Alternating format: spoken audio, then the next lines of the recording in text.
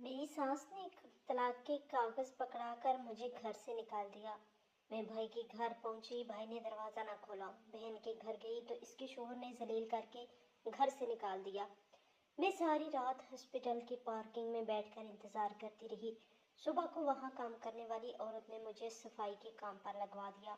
4 साल गुजर गए। एक दिन मैं झाड़ू लगा रही थी, अचानक मेरा शोहर अपनी दूसरी बीवी के साथ हॉस्पिटल पहुंचा। उसको खुदा ने बेटा दिया तो खुशी से सारे हॉस्पिटल में मिठाई बांटने लगा।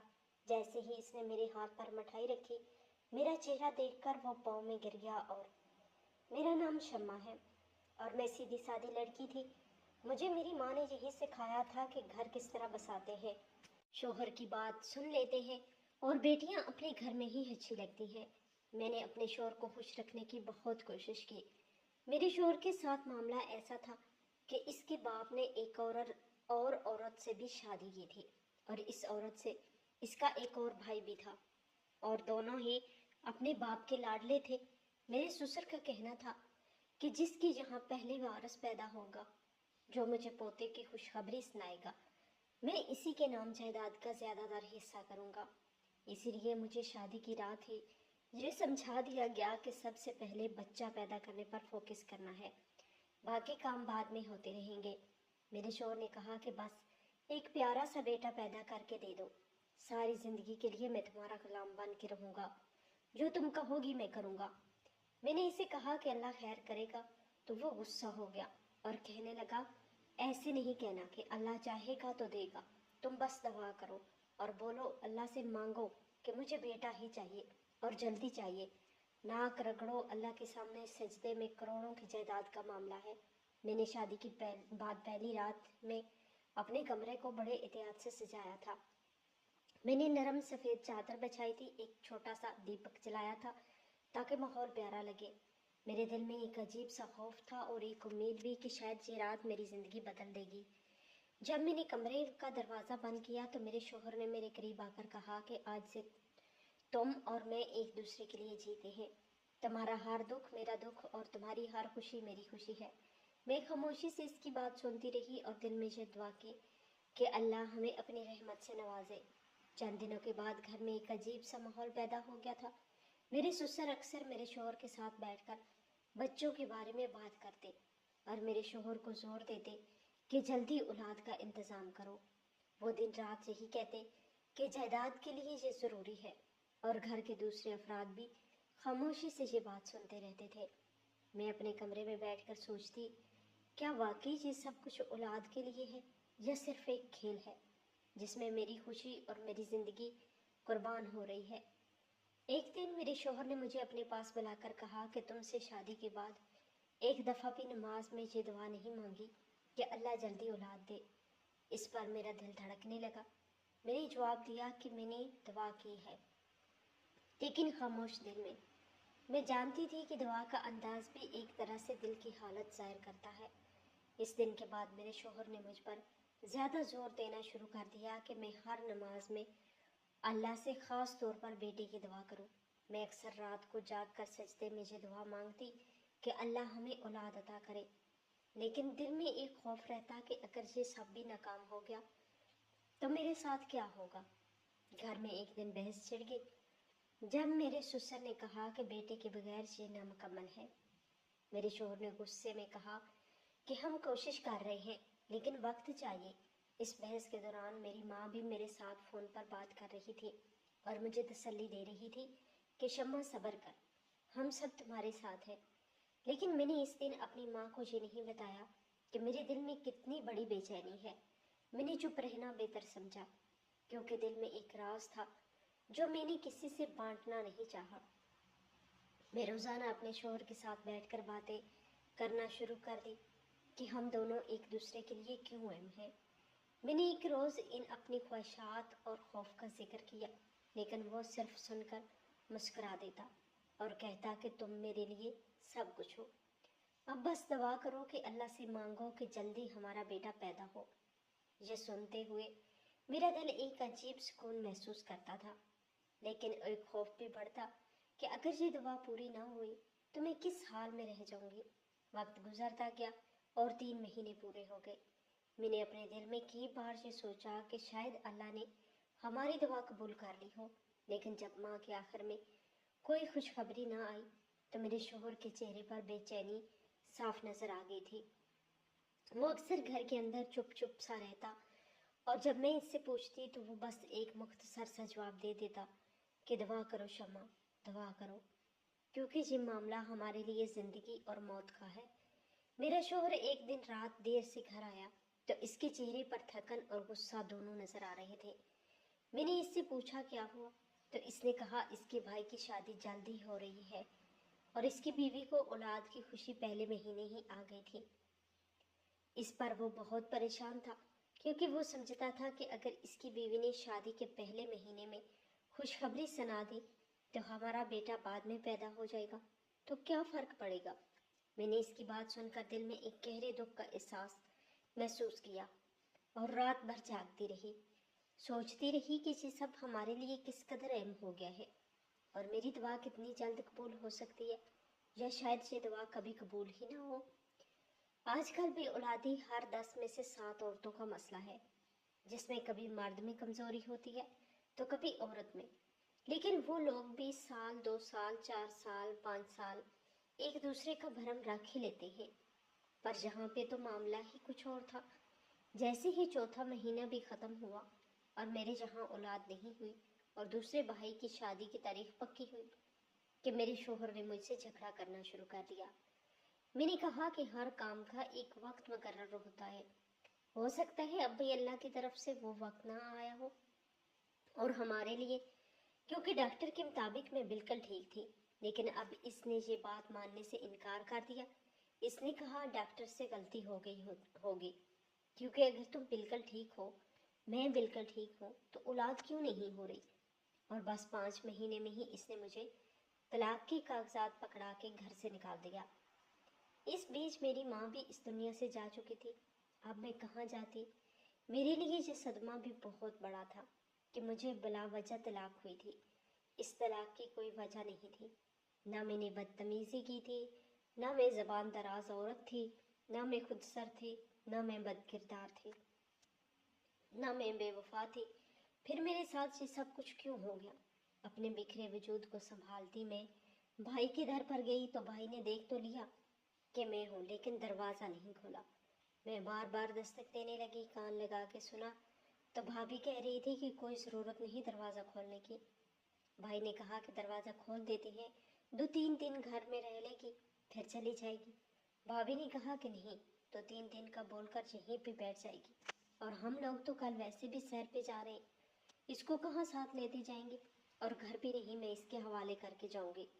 یہ کون ہے میرے گھر میں تعویذ دبا دے گی؟ بھائی نے کہا کہ تم ٹھیک کہہ رہی ہو۔ اس کا مطلب ہے کہ وہ میرے لیے دروازہ ہی نہیں کھولنا چاہتے تھے، کیونکہ میں ان کے لیے ایک اضافی کردار بن چکی تھی۔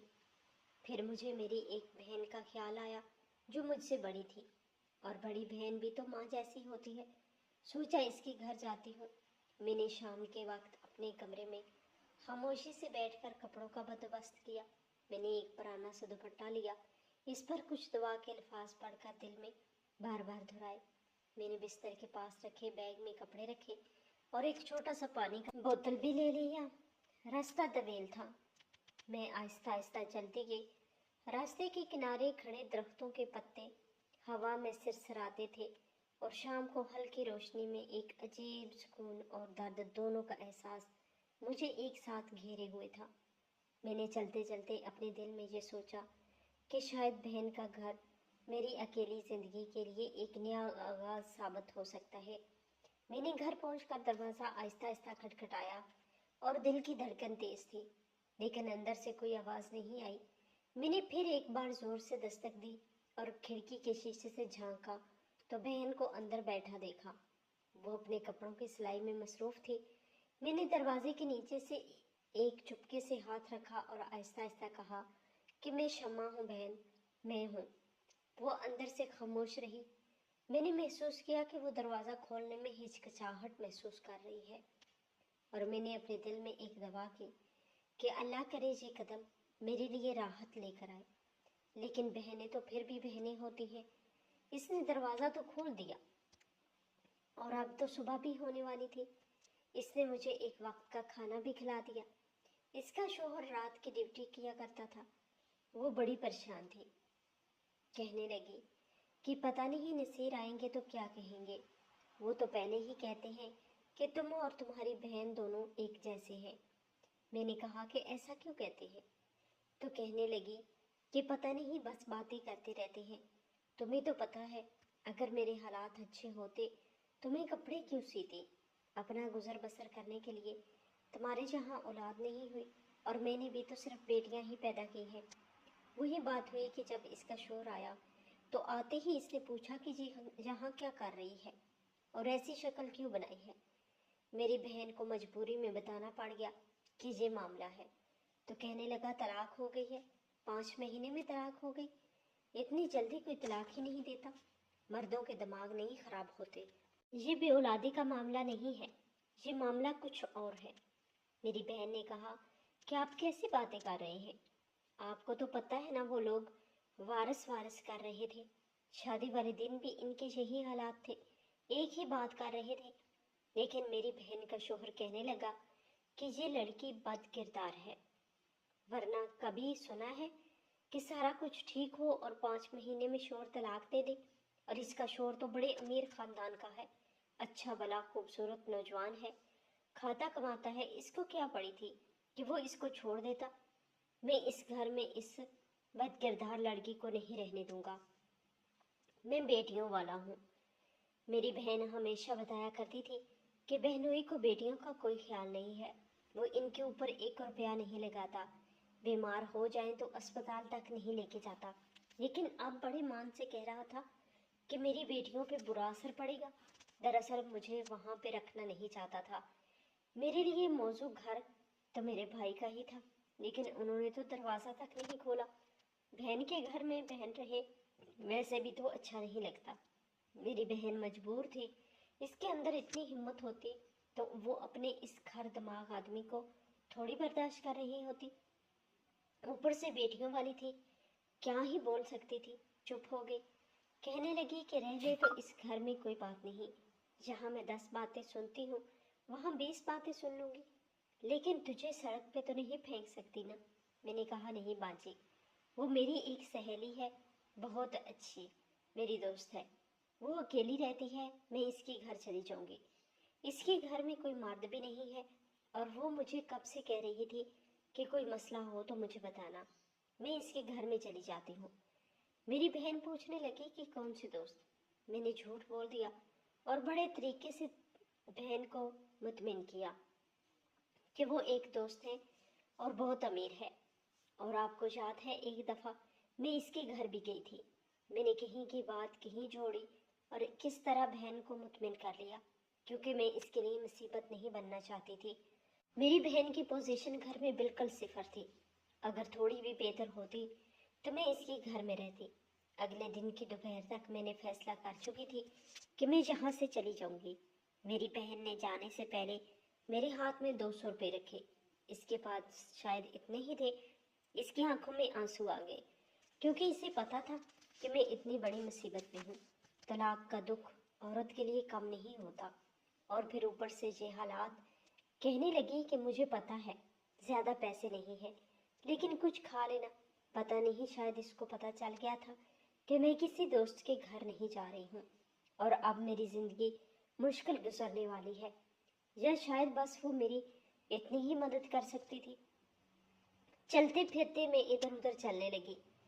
कभी किसी जगह बैठ जाती, कभी किसी दुकान के पास जाके खड़ी हो जाती, कभी लोगों को देखती, कभी रोती, कभी आंसू छुपाती, कभी आंसू साफ करती, कभी अपने नसीब पे हंसती कि मेरे साथ क्या हो रहा है और क्यों हो रहा है मेरे साथ, मेरा क्या कसूर था। फिर मुझे अस्पताल नजर आया जहाँ पर मेरा शोहर मुझे अक्सर लेके जाता था, और मैं ये देखती रहती थी कि मरीजों के साथ आए हुए लोग यहाँ पर बैठे होते हैं। कोई सो रहा होता है, कोई अपने काम में लगा होता है, कोई इनको नहीं पूछता। मैं भी अस्पताल की लॉबी में जाके बैठ गई। वहाँ पे बेंच पे पड़ा था, पंखा भी लगा हुआ था और ठंडे पानी का कूलर भी पड़ा हुआ था। बेंच पे जाके बैठ गई, ठंडा पानी भी पी लिया। बहन ने जो 200 रुपये दे दिए थे, इसमें से कुछ पैसों की चीज़ भी खा ली। लेकिन 2 दिन की जिंदगी नहीं थी कि 200 रुपये में गुजार कर कट जाती। पूरी जिंदगी पड़ी थी। मेरे पास एक औरत आकर बैठी नॉर्मल तरीके से और कहने लगी कि किसके साथ आई हो। मैंने झूठ बोल दिया कि वो कोई अपना है दाखिल। अगर कहने लगी क्या हुआ इनको। मैंने कहा तबीयत ज़्यादा ख़राब है। उन्होंने कहा कि अल्लाह आसानी करेगा। बेटी तुम मेरे कब से देख रही हो, तू भी इधर बैठी हो, ये चाय पी लो, हम घर से बना के लाए हैं। मैंने कहा नहीं नहीं, इसकी ज़रूरत नहीं। वो कहने लगी पी लो बेटा, यहाँ पर सभी मजबूर होते हैं, कोई भी अस्पताल खुशी से नहीं आता। मैं भी तुम्हारे लिए दुआ करूँगी। मैंने कहा कि आप ज़रूर मेरे लिए दुआ कीजिएगा कि मेरे लिए आसानी हो जाए। रात हो गई और अगली सुबह का सूरज धीरे धीरे अपनी रोशनी फैलाने लगा। मैं अस्पताल की लॉबी में अकेली बैठी थी। हवाओं में एक सर्दी का एहसास था और दिल में एक अजीब सा खालीपन की कैफियत थी। अचानक एक खातून जो अस्पताल की सफाई कर रही थी आहिस्ता आहिस्ता मेरे करीब आई। उन्होंने हाथ में झाड़ू थाम रखी थी और अपनी आवाज़ में हल्का सा मुड़ मुड़ के कहने लगी, बीबी कब से देख रही हूँ तुम्हें बेंच पे कब्जा करके बैठी हो, किसके साथ आई हो। मैंने थोड़ा झिझकते हुए जवाब दिया कि मैं किसी के साथ आई हुई हूँ, लेकिन अंदर से मेरा दिल लरज रहा था। वो हंसी के साथ बोली, फिर यहाँ क्यों बैठी हो, जाती क्यों नहीं इसके पास। मैंने कोई जवाब देने की हिम्मत न की और खामोशी इख्तियार कर ली। उन्होंने 2-3 दफ़ा मुझसे पूछा और हर बार मेरी आंखों में नमी भरती गई। भला आखिर मैं रोने लगी। मेरे होंठ कांपने लगे और मैं अपने आंसू छुपाने की कोशिश करने लगी, लेकिन नाकाम रही। मैंने सर झुका लिया। फिर वो आहिस्ता आहिस्ता बोली, अब रो क्यों रही हो, जिसके साथ आई हो मर गया है क्या, लाश के इंतजार में बैठी हो। इनकी बात में एक तरह का बेसाख्तापन था, जैसे ये सब इनके रोजमर्रा का हिस्सा हो और वो बिल्कुल इसमें खौफ महसूस न कर रही हो। यहाँ से लोग इस तरह की बातें बड़े आराम से करते थे। शायद इन लोगों को आदत हो जाती थी, ऐसी बातें आराम से कर रही थी। मैंने इनकी बात पे एक गहरा सांस लिया और आहिस्ता से कहा कि अपनी ही लाश के इंतजार में हूँ, मर जाऊँ ताकि जान छूट जाए। वो मेरी बात पर एक लम्हे के लिए रुक गई, फिर नरमी से बोली कि बड़ी जवानी में मरना क्यों चाहती हो, किसी की काम क्यों नहीं आती। मैंने सर झुकाते हुए कहा, किसके काम हो। कहने लगी, लोगों के काम हो। काम चाहिए क्या तुम्हें। मैंने हल्की सी आवाज़ में कहा कि हाँ काम मिलेगा। तो वो मुस्कुरा के बोली, हाँ मेरी तरह साफ सफाई का काम मिल जाएगा, उधर परमानेंट नहीं रखेंगे तुम्हें, लेकिन महीने के पैसे दे दिया करेंगे। लेकिन अस्पताल है क्या, क्या उठाना पड़ जाएगा, इसका तो अंदाज़ा होगा ही ना तुम्हें। मैंने इसके चेहरे पे एक गहरा गौर किया और दिल में एक दर्द सा महसूस किया। मेरे बाप ने मुझे हमेशा अच्छे माहौल में रखा था। बाबा बहुत अच्छे थे, जल्दी छोड़ के चले गए, लेकिन हमेशा ख्याल किया था उन्होंने। मैंने इनसे कहा कि जो भी काम हो मैं करूँगी, क्योंकि कोई काम नहीं है मेरे पास और रहने की जगह भी नहीं है। इसने एक नरम लेकिन संजीदा लहजे में कहा कि रहने की जगह तो नहीं मिल सकती, वो बहुत महंगी है यहाँ पे, लेकिन यहाँ के जो वार्डन साहब हैं ना वो बहुत अच्छे हैं, हम इनसे बात कर लेंगे, इनको तुम्हारी मजबूरी के बारे में बताएंगे कि तुम मजबूर हो, तो वो तुम्हें मेडिसन वाले कमरे में या गोदाम में सोने की इजाज़त दे देंगे। लेकिन देखो बहन, अपनी इज्जत की हिफाजत खुद करना। ये अस्पताल है, यहाँ हर तरह के लोग आते जाते हैं, अगर कोई होश नहीं पाएगा इसके जिम्मेदार हम नहीं होंगे। मैं डर भी रही थी, लेकिन मैंने दिल में अज़म कर लिया था कि मैं ये रास्ता इख्तियार करूँगी। मैंने सर हिलाया और कहा, ठीक है, मैं हामी भरती हूँ। इसने मुस्कुराकर मुझे झाड़ू पकड़ाया और 2 दिन में मुझे काम समझाया। मैंने इस दौरान अपने आप को संभालने की कोशिश की और अभी तक अस्पताल में साफ सफाई का काम करने लगी थी। मेरी आंखों में एक अजीब सी हिचकिचाहट और दिल में एक खामोश दुआ थी कि अल्लाह मुझे इस जिंदगी में हिम्मत दे ताकि मैं अपने दुख सह सकूं और किसी दिन अपने लिए एक नई रोशनी तलाश कर सकूं। ये जो अस्पताल होते हैं ना, इनकी एक अपनी ही दुनिया होती है, जहाँ खुशियाँ भी राज करती हैं और दुख भी। जब किसी के यहाँ बेटा पैदा होता है या किसी की जान बच जाती है तो खुशी मनाई जाती है, और जब कोई इस दुनिया से चला जाता है तो दुख मनाया जाता है। ये एक ऐसी जगह होती है जहाँ हर लम्हा जिंदगी और मौत का सामना होता है। لوگ اپنی دواؤں کی شدت اور خوف و امید کے درمیان جیتے ہیں۔ میں نے اس اسپتال کی لابی میں کئی دن اور راتیں گزاری تھی۔ میں نے وہاں لاکھوں آنکھوں کے سامنے زندگی کے رنگ اور موت کے سائے دیکھے تھے۔ لوگوں کو روتے تڑپتے دیکھ کر میں نے سیکھا کہ درد کو چھپانا ناممکن ہے۔ یہاں ہر آنکھ کے نیچے ایک کہانی چھپی ہے اور ہر دل کے اندر ایک درد دبا ہوتا ہے۔ میں نے لوگوں کی گندگی اٹھائی، حقیقت سے آنکھیں ملا کر ایک مضبوط عورت بننا سیکھا۔ میں جانتی تھی کہ اب مجھے کسی سے ڈر نہیں لگتا تھا۔ میں نے ہر طرح کے انسان دیکھے، جن کے چہرے خوشی سے چمک رہے تھے اور کچھ کے چہرے غم سے اندھے ہو گئے تھے۔ لیکن اس اسپتال کے عملے کا رویہ ہمیشہ میرے دل کو سکون دیتا تھا۔ یہ عملہ ایک طرح سے ایک خاندان تھا۔ سب لوگ ایک دوسرے کا خیال رکھتے تھے اور میرے ساتھ بھی ایسا ہی سلوک کرتے تھے۔ کبھی کسی نے مجھ سے بدتمیزی نہیں کی، سب مجھے اپنی چھوٹی بہن سمجھتے تھے۔ میں بھی ان کے درمیان ایک طرح سے اپنے دکھ کے بوجھ کو بانٹ لیتی تھی۔ وقت کہاں کسی کے لیے رکتا ہے، میرے لیے بھی نہیں رکا۔ 4 سال گزر گئے۔ اس بیچ میں نے اپنی زندگی کو ایک نیا رخ دے دیا۔ میں نے 2-3 دفعہ اپنی بہن سے ملنے کی کوشش کی، لیکن چوری چوری، تاکہ اس کے شوہر کو پتہ نہ چلے۔ وہ بھی کبھی کبھار ملتی، لیکن بھائی کے گھر بالکل نہیں گئی، کیونکہ بھائی نے دروازہ تک نہیں کھولا تھا۔ میں نے سوچ لیا تھا کہ اس گھر میں دوبارہ قدم نہیں رکھوں گی، اسی لیے میں نے اس گھر جانے سے کتراتی رہی۔ کچھ لوگ یہاں پہ بہت اچھے تھے جو علاج کے لیے آتے تھے۔ وہ نرم لہجے میں بات کرتے اور خوش ہو کر تھوڑے بہت پیسے بھی دے دیتے تھے۔ یہ پیسے میرے لیے ایک سہارا ہوتے تھے، کیونکہ ان سے میں اپنا گزارا کرتی تھی۔ کچھ لوگ بہت برے بھی ہوتے تھے۔ وہ ڈانٹ دیتے اور سخت لہجے میں کہتے تھے، صفائی کرو اور نکلو یہاں سے، کھڑی کیوں ہو تم۔ کچھ لوگ اپنا غصہ بھی مجھ پہ نکال دیتے تھے اور مجھے بے وجہ ڈانٹتے تھے اور آنکھیں دکھاتے، لیکن میں ان سب کو برداشت کرتی تھی، کیونکہ میں جانتی تھی کہ ہر انسان اپنی دنیا میں ایک کردار نبھا رہا ہے اور اس کردار میں کبھی نرمی تو کبھی سختی آتی ہے۔ اب مجھے اسپتال کی اس فضا سے عادت ہو گئی تھی۔ جس عورت نے مجھے اس نوکری پہ رکھا تھا وہ میری اچھی دوست بن گئی تھی۔ میں اسے اپنا سہارا سمجھتی تھی، اگرچہ وہ بھی اپنی زندگی کی تنگی میں جھکڑی تھی، لیکن میرے لیے اس کا پیار ایک حوصلہ تھا۔ اسی طرح ایک دن جب میں اسپتال کے ایک کمرے کے پاس سے گزر رہی تھی تو میری ایک نظر مریضہ پر پڑی، جو پہاڑے درد اور بے چینی کے عالم میں ایک آدمی کے ساتھ بڑی جلدی اسپتال لائی جا رہی تھی۔ یہ ایک ڈیلیوری کا معاملہ تھا۔ میں نے دیکھا کہ اس عورت کا چہرہ درد سے مچل رہا تھا اور اس کے ساتھ کھڑا آدمی جلدی میں اسے سہارا دے رہا تھا۔ میں نے قریب سے جھانکا تو فوراً پہچان گئی۔ وہ آدمی کوئی اور نہیں بلکہ میرا سابقہ شوہر تھا، اور یہ عورت شاید اس کی موجودہ بیوی تھی جس کے یہاں ڈیلیوری ہونے والی تھی۔ میں نے اس لمحے اپنی سانس روک لی۔ دل ایک عجیب سی کیفیت میں آ گیا۔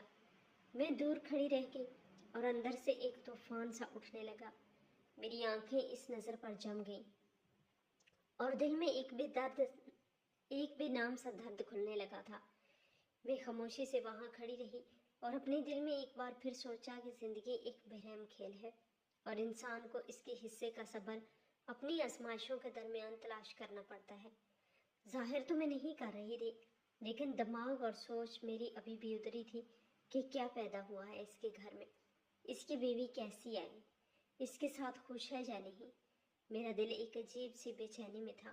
میں نے دور کھڑے ہو کر خاموشی سے دیکھا کہ ایک ہجوم کے درمیان ایک عورت کو اسپتال کے اندر لے جایا جا رہا ہے اور ساتھ کھڑا آدمی کچھ دیر بعد مسکرا کر مٹھائی بانٹنے لگتا ہے۔ میں نے فاصلے سے جھانکا تو پتہ چلا کہ بیٹا پیدا ہوا ہے۔ یہ منظر میرے دل میں ایک پیچیدہ اثر چھوڑ گیا تھا۔ میں نے اپنے دوپٹے کو اپنے چہرے پہ سختی سے لپیٹ لیا، جیسے اپنے آنسو چھپانے کے لیے، اور ساتھ ہی اپنے ہاتھ آہستہ آہستہ اس کی طرف بڑھائے۔ وہ آدمی قریب آیا اور میرے ہاتھ پہ ایک رسگلہ رکھ دیا۔ میں نے جھجکتے ہوئے آنکھیں نیچے کر لی، لیکن وہ مجھے پہچان گیا اور میرے سامنے رک کر ایک عجیب سی خاموشی کے بعد کہنے لگا، شمع تم، اور یہاں یہ کیا کر رہی ہو؟ تم یہاں کام کرتی ہو اس حال میں؟ میں نے سانس لیتے ہوئے کہا کہ جس حال میں آپ نے چھوڑا تھا اس کے بعد یہی حال تھا میرے پاس۔ جیسے ہی یہ الفاظ نکلے اس کا چہرہ بدل گیا اور اس کی آنکھوں میں نمی آ گئی۔ अचानक से वो रोने लगा। मैं समझ नहीं पा रही थी कि इसके आंसू क्यों निकल रहे हैं। वो अपनी आंखों को पोंछते हुए मेरे करीब आया और रोते रोते मुझसे माफिया मांगनी शुरू कर दी। मैंने अपने कदम पीछे खींचे, लेकिन वो मेरी तरफ बढ़ गया और मेरे कदमों में घिरकर बोला, लोग वहां रुक कर हमें देख रहे थे, क्योंकि वो एक बड़ा आदमी था और लोग हैरत से इस मंजर को देख रहे थे। मैंने थोड़ा पीछे हटकर इससे कहा, कीजिए, आप क्या कर रहे हैं? वो आहिस्ता से बोला, माफ कर दो मुझे, मैंने तुम्हारे साथ बहुत बुरा किया, इसी की सजा मिली है मुझे। मैंने इसके चेहरे को गौर से देखा और धीरे से कहा कि क्या सजा मिली है? बेटे के बाप बन गए हो, बीवी है तुम्हारी, अभी भी अमीर हो, सजा तो मुझे मिली है, न करदा गुनाहों की। मैंने क्या किया था? कुछ भी तो नहीं किया था। मैंने फिर अपने दिल में एक सवाल दोहराया कि मेरे साथ ये सब कुछ क्यों हुआ है। इसने थोड़ी देर खामोशी इख्तियार की और फिर धीरे से कहा, तुम मेरे साथ चलो। मैंने फौरन सर हिलाकर इनकार किया, कहा कि नहीं जाऊंगी तुम्हारे साथ, मेरा तुमसे रिश्ता ही क्या है। वो एक गहरी सांस लेते हुए बोला, इंसानियत का रिश्ता तो है ना, साथ चलो मेरे लिए। मैंने इसकी बात को नज़रअंदाज करते हुए फासले पे खड़ी रहना पसंद किया, लेकिन वो इसरार करता रहा। आखिरकार मैं हिम्मत हार कर इसके साथ चलने लगती हूँ। वो मुझे एक करीब के कैफे में ले आया, जहाँ एक हल्की रोशनी और खुशगवार माहौल था। इसने मेज पे बैठते ही मेरे लिए चाय और कुछ नाश्ता मंगवाया और धीरे से कहा, बहुत कमजोर हो गई हो। मैंने एक लम्हे के लिए चाय को देखा और धीरे से कहा, कमजोर लग रही होंगी, लेकिन वैसे मैं बहुत मजबूत हो गई हूँ और अब मुझे किसी का डर नहीं लगता। मैंने दिल में एक इत्मीनान भरी सोच के साथ कहा कि मुझे पता चल गया कि हम अकेले आते हैं इस दुनिया में और हमने अकेले ही जाना होता है। पता नहीं इंसान ये बात भूल क्यों जाता है और रिश्तों में बांध कर अपना सुकून क्यों बर्बाद कर लेता है। इसने कहा कि मुझे औलाद की बहुत जल्दी थी। इसकी बात में एक अजीब सी हिचकिचाहट और पछतावे का रंग था। मैंने गौर से इसके चेहरे को देखा और कुछ देर खामोश रहा, फिर धीरे से बोला, मेरे भाई ने शादी का ऐलान कर दिया था। इसकी आवाज में एक आजिज़ी थी, गोया वो अपनी कहानी का बोझ सह रहा हो। इसने आगे कहा कि इसकी शादी के 10 दिन बाद मैंने भी एक लड़की से शादी कर ली। ये सुनकर मेरे दिल में एक हल्की सी उलझन पैदा हुई, लेकिन मैं खामोश रही। इसने कहा कि मैंने इस शादी में जल्दी की थी, इसके बारे में कुछ पता नहीं करवाया था कि वो कौन है। मैंने अपने अंदर सवाल उठाए कि क्यों इसने ये राज रखा, लेकिन इसने तस्लीम किया कि वो इस बारे में सोच भी नहीं पाया। वो कहने लगा कि इसने शादी के पहले महीने में ही औलाद की खुशखबरी सुन ली और ये भी पता चला कि बेटा ही होने वाला है। मैंने इसकी बात को गौर से सुना। वो एक लम्हे के लिए रुक गया, फिर मुस्कुराते हुए कहा कि मैं खुशी से नहाल था। मेरे चेहरे पे एक तलखी सी आ गई। मैंने अंदर से सोचा कि खुशी और गम के बीच इंसान किस तरह बहक जाता है। इसने आगे बताया, मुझे अपनी किसी गलती की परवाह नहीं थी। मैं खुश था कि बस जो भी किया है बिल्कुल ठीक किया है और मेरी जिंदगी संवर जाएगी। वो अपनी आंखों में एक ख्वाब लिए हुए था। इधर भाई की शादी को 4 महीने हो गए थे। इसके घर में खुशखबरी नहीं थी, लेकिन मेरी बीवी का 7वां महीना शुरू था। वो एक लंबी सांस लेकर बोला, मेरा बाप बहुत खुश था। मेरे चेहरे पर एक अजीब सी चमक से पैदा हुई। मैं खामोशी से इसकी बात सुन रही थी। इसने बताया कि मेरी बीवी ने बेटा पैदा करके मेरे बाप की गोद में रख दिया था। बाप के चेहरे पे खुशी की लकीरें थी। इसने कहा कि उन्होंने इस बेटे के नाम सारी जायदाद कर दी, यानी कि ज्यादातर हिस्सा कर दिया, और बाकी जो कुछ बचा वो छोटे भाई को दे दिया। मैं कामयाब हो गया। ये अल्फाज इसके लहजे में फख्र के साथ थे। मैंने इसकी आंखों में देखकर सवाल किया कि फिर क्या हुआ। इसने कहा, मैंने सोच लिया था कि अब अपनी बीवी और अपने बेटे को हमेशा अपने साथ रखूंगा और बहुत मोहब्बत करूंगा। मैंने इसकी बात को दिल में महफूज किया, लेकिन अगले ही लम्हे इसके चेहरे पर दर्द आ गया और इसने एक उदास सांस ली। एक दिन मुझे पता चला कि मेरी बीवी बच्चा लेकर हमेशा के लिए चली गई है। इस लम्हे इसके हाथ कांपने लगे اور وہ خاموش ہو گیا۔ میں نے پوچھا کیوں؟ اس نے کہا کہ جس گھر میں ہم رہتے تھے وہ گھر بھی بیچ کے چلی گئی تھی، کیونکہ اب ساری جائیداد اس بچے کے نام تھی، اسی لیے۔ اور اس بچے کا باپ میں تھا ہی نہیں۔ اس نے سر جھکا کر کہا کہ وہ میرے سے شادی کرنے سے پہلے ہی ماں بننے والی تھی، تبھی اس نے اتنی جلدی مجھے بیٹا پیدا کر کے دے دیا تھا۔ یہ بات میرے باپ کو بھی پتہ چل گئی، وہ بھی ہاتھ ملتے رہ گئے کہ جائیداد ایک غیر عورت کسی اور کے ناجائز بچے کے نام کروا کے لے گئی، اور ہم سب ہاتھ ملتے ہی رہ گئے۔ اس کے بعد میں بالکل اکیلا ہو گیا۔ باپ نے تو اس کی شکل دیکھنے سے انکار کر دیا، بھائی ہی اچھا رہ گیا کہ کچھ تو بچ گیا۔ اس کے پاس تو کچھ بھی نہیں تھا۔ اللہ نے بھائی کو بیٹی دی، لیکن وہ بیٹی ہی میری باپ کی آنکھوں کا تارا بن گئی تھی، اور وہ انہی کے ساتھ رہتے تھے۔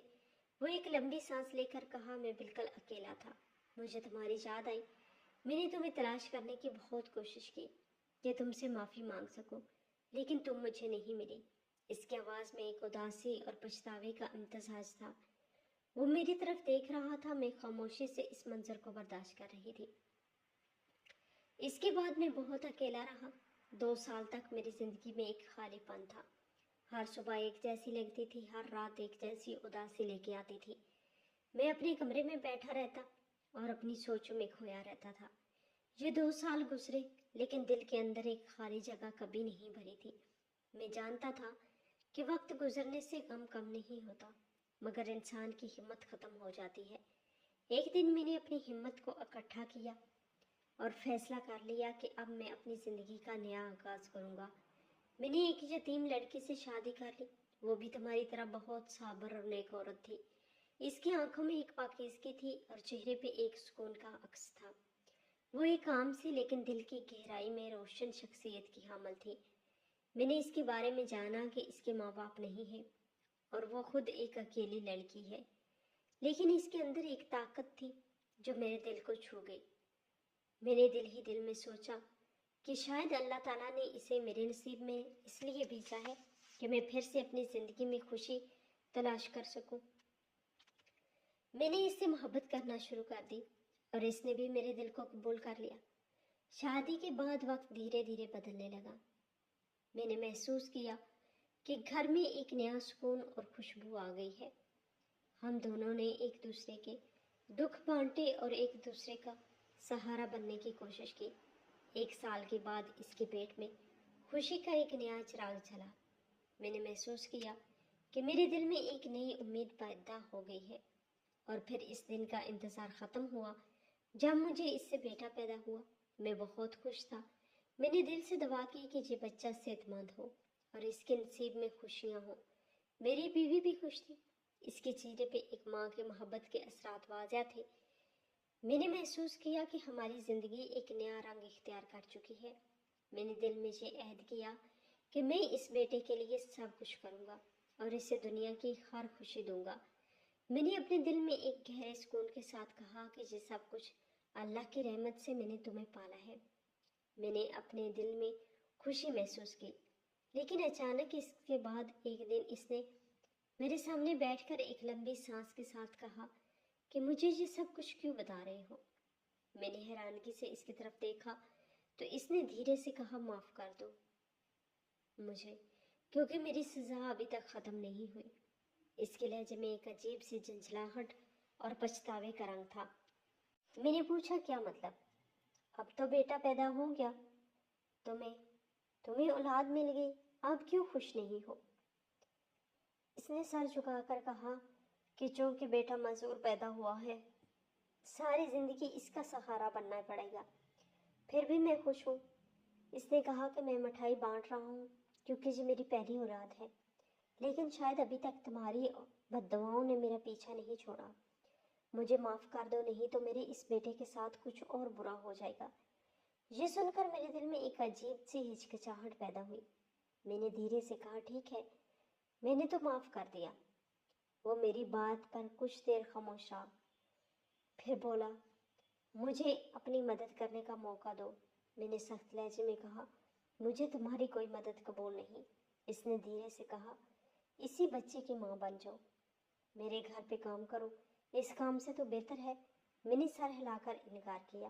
کبھی بھی تمہارے گھر پہ کام نہیں کروں گی میں، یہ ممکن نہیں ہے۔ اس نے تھوڑا مایوس سا نظارہ کیا اور پھر مجھے اسپتال چھوڑ دیا۔ میں نے اس دن اپنے دل میں فیصلہ کیا کہ میں اپنی زندگی اپنی طاقت سے جیتوں گی۔ میں نے واقعی اسے معاف کر دیا تھا اور دل سے اس بات کو قبول کر لیا کہ زندگی میں دکھ اور صبر دونوں کا حصہ ہوتا ہے۔ اس کی بیوی بھی ایک اچھی خاتون تھی اور وہ بیٹا بیچارہ معذور تھا، ایسا معذور کہ ساری زندگی اس کے سارے کام خود ہی کرنے پڑتے تھے۔ میں نے سوچا ماں باپ کے لیے اس سے بڑی اور کیا سزا اور مشکل ہو سکتی ہے۔ اسی لیے میں نے اللہ سے دعا کی کہ اس کے نصیب میں اور کوئی مصیبت نہ لکھی ہو، اور اپنا دل صاف کر لیا۔ ایک دن میرا سابقہ شوہر ایک آدمی کو لے کر میرے پاس آیا۔ اس کی آنکھوں میں ایک عاجزی تھی اور اس کے چہرے پہ ایک بے بسی تھی۔ اس نے کہا اگر آ کر مجھے بتایا کہ یہ میرا دوست ہے، اس کی پہلی شادی ہوئی تھی لیکن اس کی بیوی اس دنیا سے چلی گئی ہے اور اس کا ایک معصوم بیٹا ہے، یہ شادی کرنا چاہتا ہے، تو مجھ سے شادی کر لو، تجھے گھر مل جائے گا اور اس کے بچوں کو ماں مل جائے گی۔ میں نے ایک لمحے کے لیے سوچا کہ ایسا کیوں کہہ رہا ہے۔ میں نے اس کے چہرے پر غور کیا۔ میں نے سوچا کہ عورت مرد کے بغیر کچھ نہیں ہوتی۔ میں نے دل میں فیصلہ کر لیا کہ اگر میں شادی کر لوں گی تو میرا گھر بھی بس جائے گا، میں ایک محفوظ زندگی گزار سکوں گی۔ میں نے اس پر رضامندی دے دی۔ میرے سابقہ شوہر نے ہی میرے موجودہ شوہر کے ساتھ میرا نکاح کروایا، سب خرچہ بھی اٹھایا کیونکہ یہ اس کا دوست تھا اور اس کو میں نے شاید اپنی شادی میں بھی دیکھا ہوا تھا۔ اس دن میری زندگی ایک نئے موڑ پہ آ گئی۔ میں اپنے گھر میں واپس آ گئی، ایک گھر جہاں میرا اپنا حق تھا اور ایک جگہ جہاں میں سکون محسوس کرتی تھی۔ اور جو میرے شوہر کی اولاد تھی، جو اس کا بیٹا تھا، وہ اب جب بولنے لگا ہے تو مجھے ماں ہی کہتا ہے، تو میرے دل میں ایک ان گہری خوشی کی لہر دوڑ جاتی ہے۔ میں خود بھی ماں بننے والی ہوں۔ زندگی نے اٹھا اٹھا کے مارا، مجھے بہت تجربے دیے، بہت دکھ دیے، لیکن یہ شکر ہے کہ بالآخر سب کچھ ٹھیک ہو گیا۔ میں نے دل میں ایک بار پھر اللہ کا شکر ادا کیا اور اپنے دل کو سکون دیا۔ یہ کہانی میرے لیے ایک سبق تھی کہ صبر اور معافی کی طاقت انسان کو ایک نئی روشنی دے سکتی ہے، اور میں نے اپنی زندگی کو ایک نئے آغاز کی طرف بڑھتے ہوئے پایا۔ بس یہی زندگی ہے، انسان کچھ نہیں کر سکتا۔ کبھی کبھی ایسا لگتا ہے بالکل بے پاس ہے، جو لکھا ہوا ہے قسمت میں اس نے برداشت کرنا ہے، لیکن اس بات سے زیادہ خوشی اور سکون ملتا ہے کہ جو کسی کے ساتھ برا کرتا ہے اس کے ساتھ برا ہوتا ہے اور سب کو انصاف ملتا ہے۔ اللہ سب کے ساتھ انصاف کرتا ہے۔ ایسا کیسے ہو سکتا ہے کہ اللہ انصاف نہ کرے؟ وہ تو بہترین انصاف کرنے والا ہے۔ مجھے بھی تو انصاف ملا، میں اپنے سابقہ شوہر سے زیادہ اچھی زندگی گزار رہی ہوں۔ میرا موجودہ شوہر ہے بہت اچھا آدمی ہے، میں ایک بیٹے کی ماں ہوں اور یہاں اولاد بھی آنے والی ہے۔ میرا موجودہ شوہر کہتا ہے کہ اگر بیٹی ہوگی تو اس کو زیادہ خوشی ہوگی کہ فیملی مکمل ہو جائے گی۔ آپ لوگ اپنی رائے کا اظہار ضرور کیجیے گا کہ میری زندگی میں جو کچھ بھی ہوا، اگر ایسا اللہ نہ کرے آپ کے ساتھ ہوتا تو آپ کیا کرتے؟ ہماری آج کی یہ کہانی آپ کو کیسی لگی؟ کمنٹ باکس میں اپنی رائے کا اظہار ضرور کریں، اور مزید اس طرح کی سبق آموز کہانیاں سننے کے لیے ہماری ویڈیو کو لائک کریں، شیئر کریں اور چینل کو سبسکرائب کریں۔